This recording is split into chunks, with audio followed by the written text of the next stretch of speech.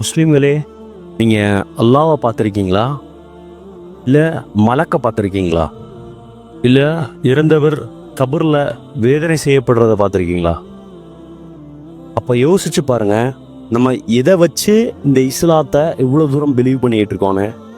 முஹம்மது நபி ஸல்லல்லாஹு அலைஹி வஸல்லம் அவங்க வாழ்ந்த காலத்தில், அதாவது அல்லாஹ் தான் நம்மை படைத்த இறைவன் அப்படிங்கிறத தவம் செஞ்சு அதை உணர்றதுக்கு முன்னாடியே முஹம்மது நபி ஸல்லல்லாஹு அலைஹி வஸல்லம் அவர்கள் எப்படியாப்பட்ட மனிதராக வாழ்ந்து கொண்டிருந்தாங்கன்னா, அஸ்ஸாதிக் அல் அமீன் அப்படின்னு இங்கு வாழ்ந்த பிற மதத்தவர்களாலேயே அழைக்கப்பட்டார்.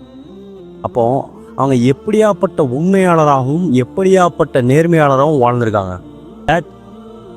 நானோ நீங்களோ யாருமே அல்லாஹ்வை பார்த்ததில்லை, மலக்குவை பார்த்ததில்லை, இறந்ததற்கு பின் கபூரில் வேதனை செய்யப்படுறத பார்த்ததில்லை, மறைமுகமான விஷயங்கள் எதையுமே பார்க்கப்படலை.